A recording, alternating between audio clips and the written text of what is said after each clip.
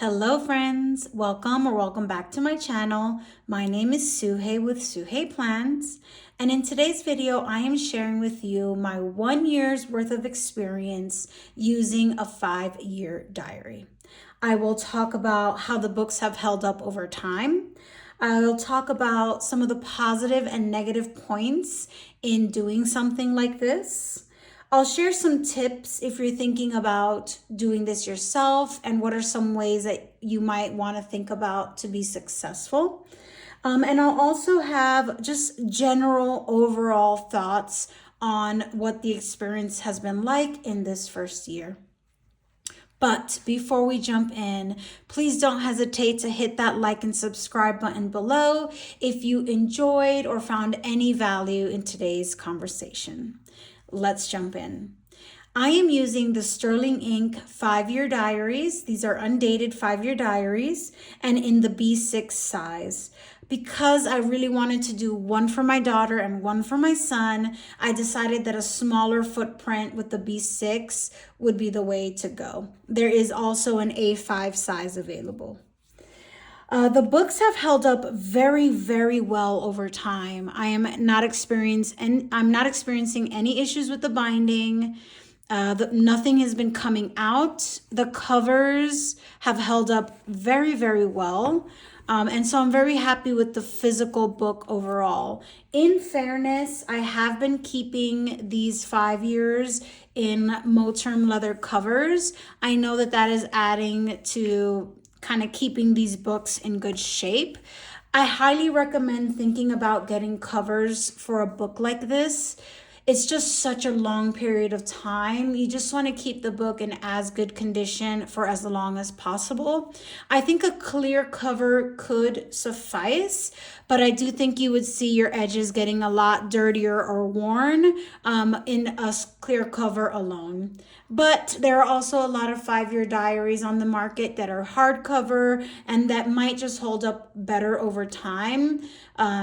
Again, I'm assuming this is the only 5-year diary I have experience with, but the overall physical components of the book are actually very important because of the longevity of the product. So something to think about.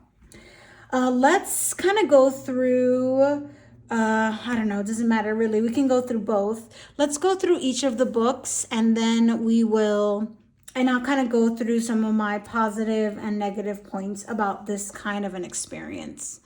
Let me zoom in a bit. I will start by saying that this can be a lot to keep up with, depending on your lifestyle, depending on how many maybe books you want to do. There is a certain amount of dedication that's needed to keep up with this. And in some ways that can be a negative. But there were some really awesome positives and some really awesome benefits that I got right away that really, I think, in my opinion, negated some of those things that I was more concerned about. What I've kind of started, let me kind of start from the beginning, is that there is a blank grid. There's some blank grid at the beginning of the 5-year diaries. And what I've done is kind of set up kind of like an index of sorts. I've picked an ink for each year in the 5-year diary. I haven't set out 2026 to 28 just yet, but I do want to stick to one ink for the entire year. I just think it'll be easier to understand which entry is referring to what year. I started this book when my daughter was 7, so I included photos of her up until the beginning of this book. I have like a little plastic sheet that I've put on top of this page here with all of her information, her birthday, birth time, 4 a.m. Can you believe that? Her weight, her height, and just a couple of pictures at each of her birthdays up until the start of this book. And this clear plastic cover, I think, will help protect the photos over time. And I just honestly printed these out on a color printer at home. After that, there's a little bit more blank grid, and I've just been doing kind of like a summary of who my child is in that year. So this is when I first got the book in 2024. I wrote her age, her weight, her height, her favorite things, and a photograph of herself. This is this took a whole year to reap this benefit, but boy, did I enjoy doing the 2025 page, just to see physically her changes, like everything changed, her animal, her color, her character, her food. It's just, it was very nice to do this 1 year later for her. And in this blurb, I'll just write a little bit about who she is in this moment. I absolutely loved doing this. So one of the things that, there is a lot of legwork happening every day, but there are some really nice payoffs, this being one of them. And let me show you this exact thing in my son's book. So same thing for my son. Just to make my life easier, I have selected the same inks in both books, just for the sake of my sanity, right? But my son's photos here, and then his 2024 to 2025. So many changes, and it was just it was just really nice to do this. And you don't need a 5-year diary to do this kind of thing. You can be doing this in a notebook, to be fair. But my goal is also to gift these books to my children at a later age. Probably not until they're in their maybe 20s or 30s, honestly. It just takes some time to value these kinds of things, and I do want to wait for the appropriate time.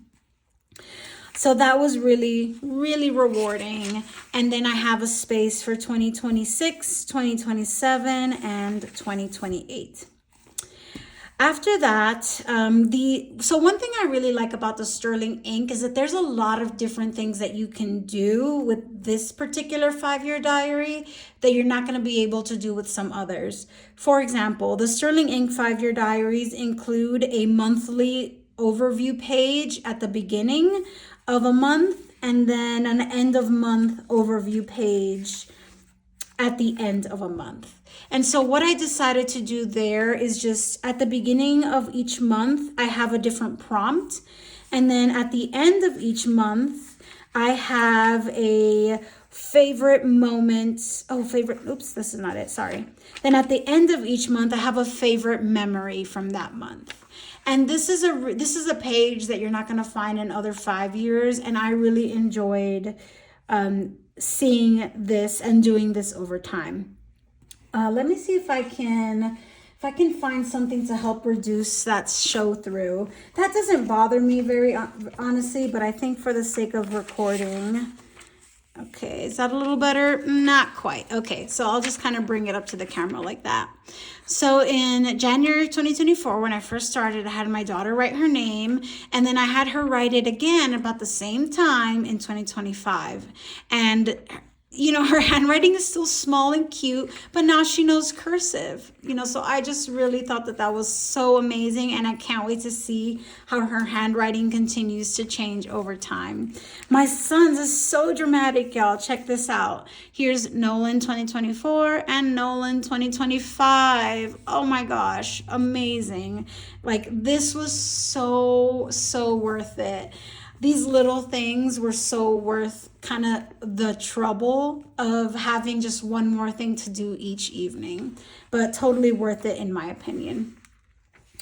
So I have all of 2024 in this like rose brown, like brownish pink colored ink. And then I started 2024 in a green colored ink.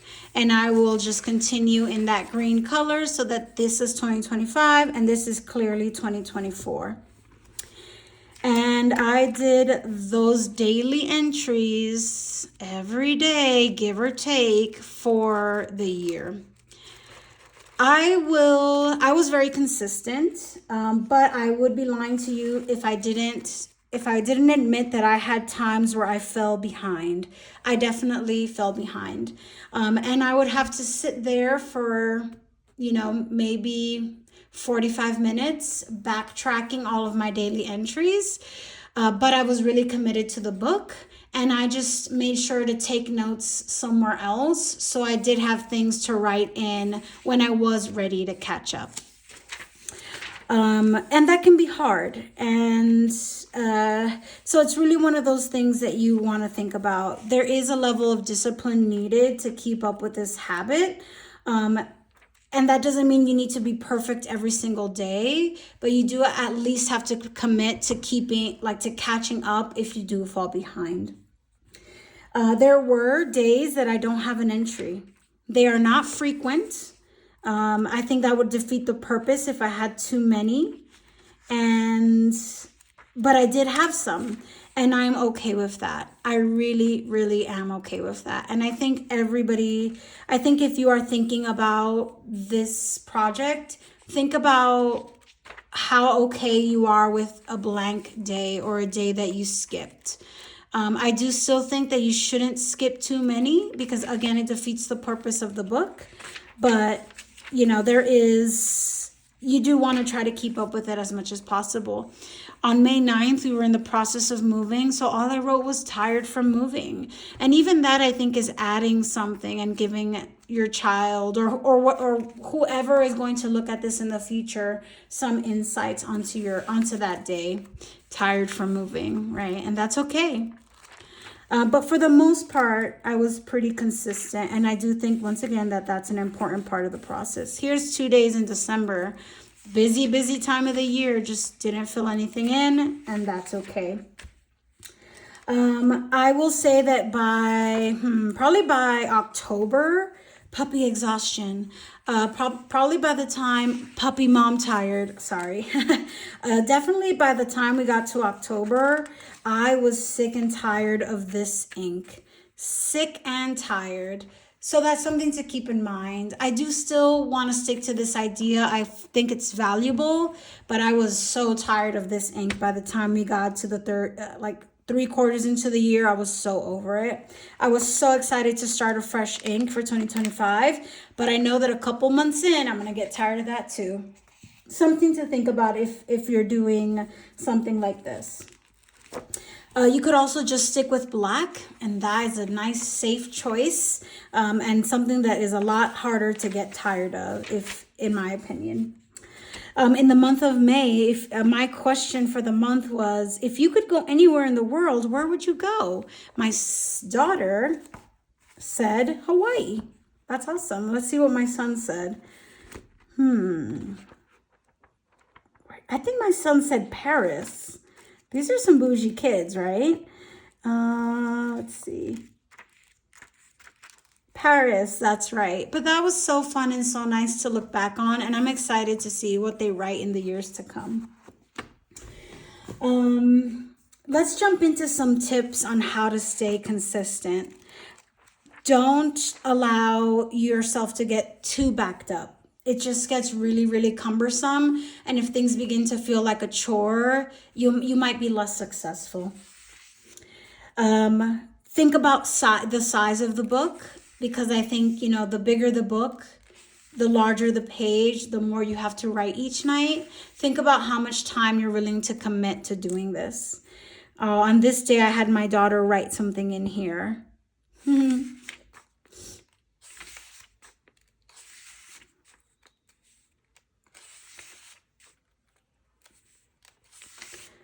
One other thing to kind of help you stay consistent is to constantly think about the payoffs. Think about the reward at the end and what you'll get at the end of this experience after being consistent. Honestly, I knew that I was going to enjoy doing something like this, but it was even more joyful than I anticipated. And so it's been absolutely worth it. So keep those motivations always at the forefront when you're thinking about why you're doing this. I also really, really loved doing the end of month reflection where I read through the entries and then I pick the moment that brought me the most joy. So it's wonderful because how often are you going to really sit down and go through all of this? But just once a month, at the end of each month, just a few minutes, to flip through those March entries, flip through the entries that month, skim really quickly, and I found myself constantly smiling along the way. You know, like, oh, I remember that. Like, oh my gosh, yeah, that happened. And it was just such a lovely experience. And I really, really enjoyed it. And then it was so nice to be able to pick that one moment that really shined for me at the end of that month. And I really, really enjoyed that. So every month, you know, I was feeling like the benefits of keeping up with this. It's just important to keep yourself motivated and to keep going. If you do any kind of daily habit tracking, add this to your daily habits, you know, a 5-year diary entry, you know, and try to build that into your everyday routine. What are some advice that I have on what to write? Because I get a lot of those questions as well. And honestly, in my opinion, you could do anything really, but I like to think about write anything and everything that's related to our family. All right. You know, there are a lot of days in life that are just very routine and very mundane and nothing's going on, and that's okay. But on those days, I just thought about family stories, family histories, things from my own childhood growing up. I know that our family, we did a 9/11 community service. And on that day in this book, I wrote about what it was like to live in New York City during 9/11. You know, and maybe my children will ask me one day, but maybe we don't get an opportunity to. And so I decided that I would write it down and just share with them a little bit about what that was like. So anything really related to you, to your child, to your family, I think is absolutely fair game to talk about, especially during those moments of the year where there's just not a lot going on. I talked about hopes and dreams. I talked about aspirations, fears, concerns. I talked a lot about who their mother is, you know, like who I am, what I enjoy, who I am as a person right now, because I do think that I hope maybe that my child would be interested in knowing who I was at this time in my life, right? Because I'm getting older every single day. So I also talked about myself and who I was. And really, I think if you think about it in that way, beyond just like a daily diary, really the possibilities are endless. Another thing that I would do is I would kind of continue an entry horizontally. So on this day, we had a cousin come over from the East Coast. And, you know, there's so much to write about when something like that happens. And so I took advantage and just kind of wrote this is 1, 2. Did I continue on to the third? Okay, no. So I just used these 2 entries on 2 separate days to write about one experience in that weekend. And I think that was okay too. And you can do that. You could do that as well, you know, like start an entry on one day and then you maybe end a couple days later, especially if you had like a road trip or some kind of a vacation or something. You can totally do that as well. What else do I write about here? I like to, this is a little tricky, but I like to use these books, and let me refer to my sons now. We've been flipping through this one a lot. I like to use my entries to give advice. You know, I talk about something that happened and then, you know, try to give some motherly advice wherever I can. I was just writing about a big cleaning day that we had as a family. And I just, you know, added a few words of wisdom about keeping a clean space, how much it affects your mental health and mental wellness and well-being. And, you know, so along the way, try to give that motherly love and that advice that you can only hope your children take, right? But hopefully they're listening and, you know, leave them with those nuggets of advice along the way. Obvious things are daily highlights, your child lost a tooth, achievements, accomplishments, something that happened in school that was really noteworthy. Obviously, those things belong here as well. Another one that we put in was current events. right? So there's a lot happening in our world, and on election day I made sure to write an entry and just talk a little bit about that day, how we were feeling, what was happening in our world when this happened, right? The 2024 election is just so huge, and just talking to our children about what that's like, how we were feeling that day. And I think current events definitely has a place here. Maybe we don't need to get into the politics unless you want to, right? But there is room for kind of what's happening in the outside world affects our family, right? So there's room for that here too. My son lost his first tooth on the 25th of November. Huge. So all of these things are kind of fair game. And if you kind of think about a 5-year diary in this way, beyond just a daily journal, you will find that you will fill up these pages so quickly. I'll chat about kind of the last thing in my books. So the Sterling Ink the Sterling Ink 5-year diaries, have a ton of blank pages at the end of the book. I have been using those blank pages in several ways. I kind of glued in this like decorative piece of paper to kind of create a separation between the actual entries and the addendum, so to speak. And here I'll keep photos and extra entry. Like if I want to write more that day, but I don't want to take up the next day's room, I'll continue them here. And everything is page number, so I'll just refer to the page that entry is about as I flip through these additional pages. There are a lot of things in this book that are not right for a memory journal, but that makes so much sense here. So on this day, July 19th, my son got glasses. So handsome, but not a big deal. Like, who's gonna memory keep about that per se? But I think it's a nice thing to keep in mind when we're thinking about our child growing up or my child growing up. So this was the perfect place to put something like that. I'll have their before and after pictures from school. We adopted a puppy and what that's been like. So all of these memories that are kind of everyday, ordinary, they just feel so right in this book. My son finished an entire plate of food very, very, very ambitiously. And I'm like, that's not really like a big deal, but it's a big deal to me. And so I feel like this is the perfect place to put those kinds of things. I have used, I would say maybe 20 or so pages, and I still have plenty. And I do think that this is an appropriate amount of pages and I'll definitely have enough because this is pretty much 2024 right here.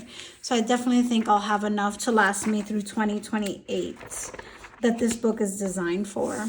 Then I did the same thing in my daughter's book. So this is also a great way to, like, if you're feeling a little skittish about the B6 size or a smaller size, with the Sterling Ink, you have these blank pages at the end. So if you really need more room, you've got some. I did the same kind of cover for my daughter's section. And again, just extra entries and some notable photos from the year. I think what stands out to me here, this is my daughter's first selfie, y'all. I captured her first selfie. Doesn't really make sense in a lot of other things, but here it just feels so right. And I loved having this here. And I'll continue to kind of fill up these pages as the years go on. There are many, many times where the entry in my daughter's book is the same entry as in my son's book. There are days where they're different and I'm sharing completely different things. Overall, it has been a very nice experience. Nostalgia is one of my favorite feelings. And if you if that resonates with you at all, this might be an experience that you might really enjoy. I have seen folks do 5-year diaries, obviously for themselves. I've also seen folks do 5-year diaries for their business, for their careers, for their pets. There are really a lot of different kind of themes that you can use a 5-year diary for. I hope that this video was helpful and insightful. It has been a wonderful first year, and I am so excited about year 2. Thank you so much for watching. If you folks have any questions or if there's any other insights that I can provide, don't hesitate to drop them in the chat below. Thank you so much for watching, y'all, and I'll see you in the next one.